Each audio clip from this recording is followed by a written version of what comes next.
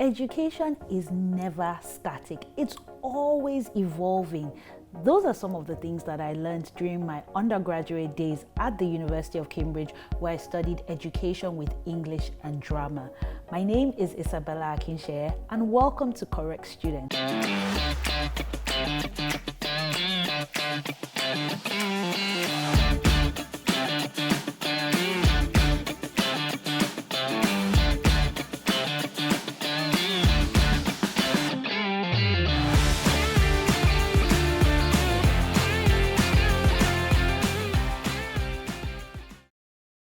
On our channel, it's all about learning. Our hashtag, our motto, our mantra is hashtag always learning. Now, in an earlier video, I talked about how COVID-19 will affect future study plans. And guess what? The worst has happened. Literally in a matter of days, things have gone from 0 to 100. I mean, we've had our worst fears confirmed. Schools have been shut down.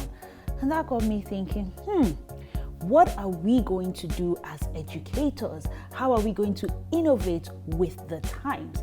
Now, I'm not only a correct student today, but I'm also a correct teacher. I not only studied education with English and drama, but I also worked as a teacher.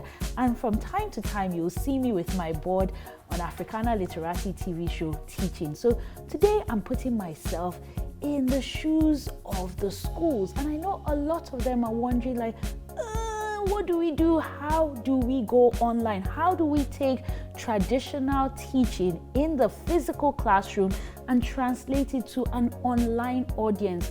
Social distancing is real. Self-isolating is real. We need to stay at home. I'm in Lagos, and trust me, Lagos is on a lockdown. So there are no schools open. But that doesn't mean that our children can't keep learning. So here are 5 correct student must-dos for schools going online. So let's start with number 1, and that is prepare a homeschooling pack. This can be very basic, but just think about it. School owners, their parents there, and they don't know what to do. Teachers, our reward is not just in heaven, it's on earth. So here they are trying to be a correct teacher, trying to homeschool, but they don't have a clue. For some parents, some are really hands-on and great, but for those that might just be out of their depth, they're like, what do I do? That's where you as a school owner need to be very proactive. You need to prepare a homeschooling pack. What can be in that pack? You can have your scheme of work. You can have the list of textbooks. You can have an update on where you are. Like, how far have we covered? Are we in week 3? Are we in week 7? What topics have been missed? What topics do you plan to revise? And then you also need to give them tips. It could just be 5 tips, 10 tips, just to guide them on this process. Just remember that you're going to be doing a lot of hand holding during this lockdown. So that homeschooling pack is so important. And trust me, a lot of schools and all figuring it out. So this is not the time to be doing competition. In fact, collaboration is the new competition. This is the time for schools to come together to share ideas. At the end of the day, we're educating our citizens. So we all need to put all hands on deck. So it's okay if you can speak to your other friends, maybe speak to other school owners and find out what they put in their own homeschooling pack. So now let's move to number 2. And that is, you have to prepare in-house lessons. Now, these lessons can be delivered in a variety of ways. You can decide to live stream your lessons. You can decide to pre-record videos of the teachers teaching. Now, remember that not everybody is used to being on camera. Even those of us on camera, it takes some getting used to. So not every teacher might be comfortable on camera. Not every teacher should be recorded on camera. There might be some that have to double up. Even the school owners might have to even take on that role. So we need to record some lessons. Some of those lessons can go on virtually, and it's so important that these in-house lessons have activities, attached to them. So it's not just that the parents, the students, they're just consuming the content, but they are finding ways to engage with the content. So that is so important. Now we'll be moving to number 3. And I kind of touched on it in number 2, which is you need to have assessments. You need to have activities to follow up with the in-house lessons. So carry out digital assessments. Remember, social distancing. That means that you can't come to their house and say, okay, like how you do lesson teacher, let me come and be marking. No, now we're going virtual, we're going digital. So look at digital assessment options. You can create in-house. You can also go online. You can check out free resources. You can get articles. You can get tips on how to create them. And again, you can also find websites that encourage learning in a fun and entertaining manner. So I'm thinking of quiz websites, for example. That's a great way. And the machine does all the work. You just type your answer, and then at the end of it, you'll see your score. And then you can see, oh, this is where you missed. This is how you can get better. So digital assessments are so key. Are you ready for number 4? Now, you need to communicate. Communicate new timelines. Guess what? If the exams were meant to hold next week or next month, they cannot hold on those dates anymore because Lagos is on a lockdown. And I know it's not just Lagos I'm speaking about.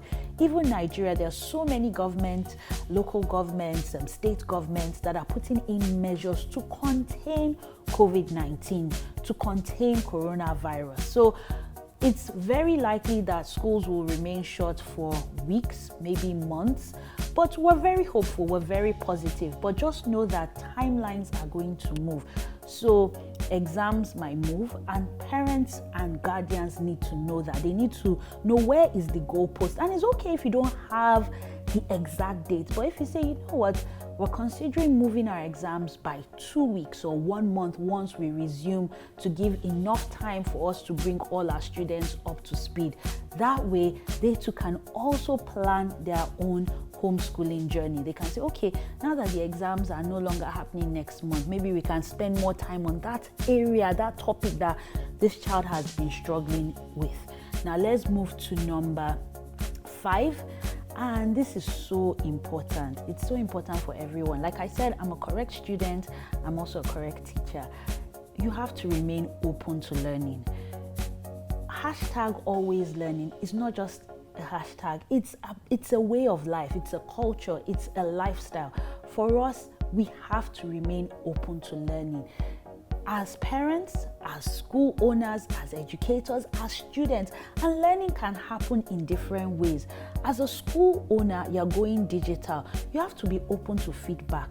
Yes, you might think, oh, the best way to get in touch with your students is through live streaming. But what if there are areas they don't have the data connection, the broadband isn't working, there are power issues, and that becomes an issue?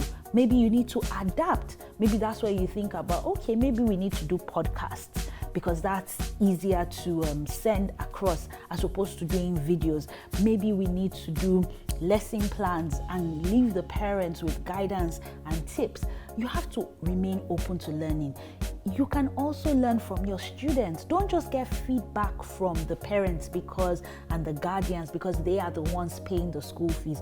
Also get feedback from the students. At the end of the day, we as educators, we're only there to guide people in that learning journey. We don't know it all. And in these very uncertain times, this is the time to listen, like we have 2 ears and 1 mouth, to do more listening and remain open to learning, taking the criticism, constructive criticism. And remember, if there's anything that you remember, is that as school owners, as education providers, this is the time to collaborate. Collaboration is the new competition. We're all figuring it out. I really hope that you found today's vlog very useful here on Correct Student. Thank you for stopping by. If this is your first time, well, thank you. Please make sure you subscribe and tap on the bell so that way you get notifications. And please let me know what kind of subjects you like for us to discuss. I mean, I obviously had a plan of different topics, and then COVID-19 happened, and I was like, Isabella, as a correct student, as a correct teacher, you know you have to put out some really informative content that can help the viewers. But again, it's our channel, so please hit me up in the comment section. Let me know what you like, what you don't like. Let me know what's working for you. Are you a school owner? Please feel free to share tips. Are you a parent? Let me know your experience. Are you a student? Let me know how it is going. And I really am positive that we will get out of this and we'll all be better for it. The education system will become better for it, and we'll learn how to innovate and be creative. And that's where I'll be saying goodbye on today's vlog, but I really hope you've enjoyed it, and I can't wait to come your way again with yet another vlog. Thank you so much for tuning in. Bye bye.